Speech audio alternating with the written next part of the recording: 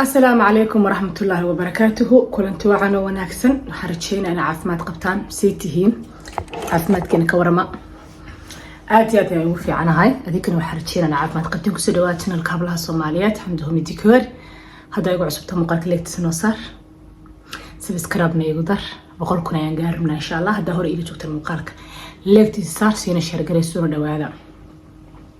محربة مانتا ina iga sheekeeyay qiso yar oo ku cumri qaadasho mudan oo aan meel ka soo arkay idima soo diibin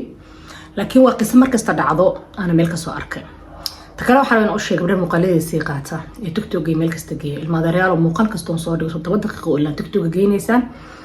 waa jarjaraysaan dadkana uma sheegaysaan meesha TikTok ku yaal soo hadda laga bilaabo muuqaaladii waxaan ku xira doonaa copyright marka iska ilaali channelku iska xirmin ku degdegin muuqaaladayda okay hadii aadan awoodin inaad markasta YouTube linkigiisa hoos igu qabataa magaciisa igu qortid hadaba iskuulkaas ku diyaariyay waxaan rabaa inaan baxo laakiin inta ka hor ayaan rabaa inaan muuqaal raqac ka siiyo insha Allah maanta wax aqrishan ku dheeraada xilli hore wax ma soo duubin soo qisadan aan meesha ka soo aqriyay waa qiso markasta dhacda adinkuna aad maqasheen waxa jirta gabar Soomaaliyeed oo wadamadan qurbaha wadan kamid imaatay kabacdina waxa baratay kadibna jaamacad dhameysay nurse noqotay kadibna ay wiil Soomaali iscalmadeen isku guursadeen gabadha wax family uma joogin wadanka laakiin wiilka family-giisa joogay kabacdina gabadhii wiilkii markay isku guursadeen afar ciyaal ay isku dhaleen kadibna gabadha aad u shaqay jirtay wiilkuna uu shaqay jiray wiilkuna waxba bartay gabadhna waxbay baratay gabadhii ayuu tay wiilkii wada galeen muddo ay wax wada aruursanayeen gabadhaas waxay kusoo qaadatay qoraaladeed meesha ku qornaa dadka TikTok waxa la dhahay qof kasta qisooyinkiisa ka sheekay program la waayan ka socdaan ka soo arkay gabadhaas waxay tiri feeriya ma aad jirin sida qeyrkii u labisto ma labisan jirin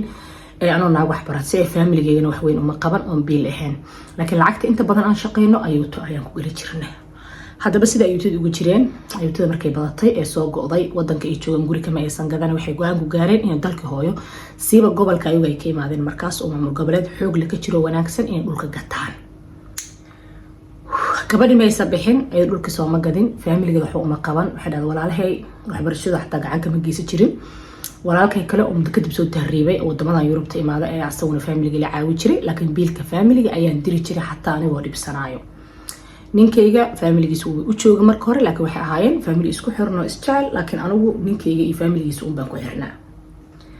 kabacdi tiri abaheelay lacagtii waxay dhahday $70,000 lacag ku dhaweeyay noqotay waxa walaalo lacagtan aan Kenya guri uga gadano may ugu dhahay Kenya wadan kale oo shisheeye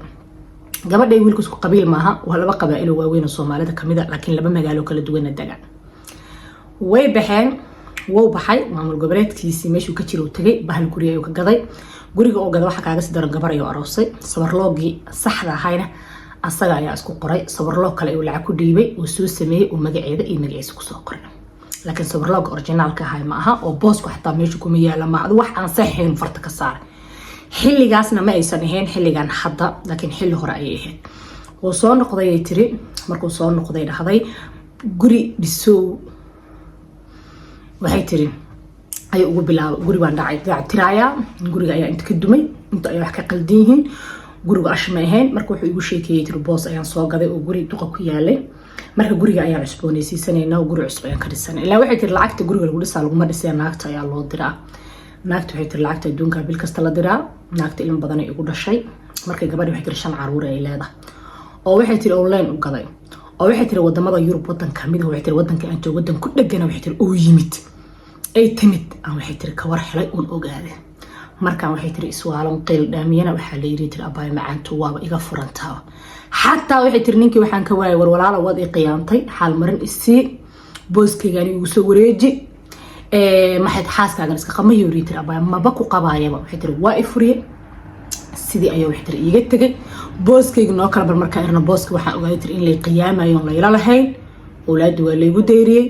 sokor ayaa igu dhacday starayski ma shaqaysto waa stareysanahay family-gan wax ma qaban marka gabar kasto Soomaali waxaan uga digahay dhahday ninkaagina u wanaagsanaatid ee marwo u haato xun maaha aniga waan leeyahay laakiin waxaad noqotaa qof wax asagu gooniyo leeyahay waxaad noqotaa qof asaguna goonidiisa mararka qaar wuxuu sameeyay waa caruurtaada iyo noloshaadu adiga ayay ku dambeynayaan ninkaagu wax kula dhinto ha dhinto ama ha kula noolaado laakiin waxaa ogaataa in ciyaalkaagu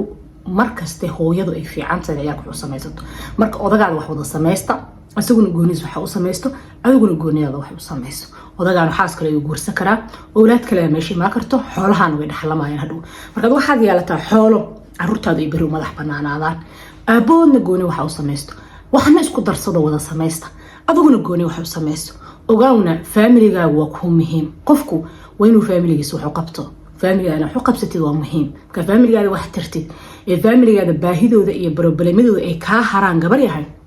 ayaa ugu naftaada wax u qabsan kartaa marka hore soo marka hore inta guurista abay ma aantu nin familigiisa wadanka joogina iska fariisatid ee laga dhalaasay waxaan sameysana aan ma ilaaheynbo sababta waxay familigaada wax u qabatid ka bacdina markaas aad wax samaysatid waayo badanaa gabdhaha familigoodu baahan yahay ee biilasha diraa waxa meel ma dhigtaan ma gabarna biil dirto ma kula talinayaan aan kula talina inay familiga qof ama laba qof u keento oo biilka iyo problemada la qaybsada caruurtaadana wax meel u dhigo adiga ku gooniya xoolahaaga inta odagaaga isku darstaan meel wada dhigataan maahane aduguna ilaahu may $100 ahaato may $50 ahaato adiga ku qaasa meel dhigo way dhacdaa wadamadan aan joogna dhowr mar ay ka dhacday gabdho Soomaali oo sidaas lagu sameeyay oo wadanka xoolaha lagu abuuray ninka qaatay oo naa ku guursaday maskaxdeena waa daciif waana ay yar tahay ogaaw qofkana sida ugu hambaysta adiga ma kuugu hambeenayo odagaada ka soo horjees kuma lihi odagaaga naco nacbaan kuma lihi laakiin waxaan ku leeyahay abay macaan odagaada wax wada sameeysta aduguna wax ku gooniya oo awlaadaadu biri madax banaan yihiin aduguna sameeyso hooyo ayaa tahay caruurtu haddaad noolaatay adiga ayay kugu harayaan caruurta hooyada ayaa qabta oo kaabto riixda ogaaw marka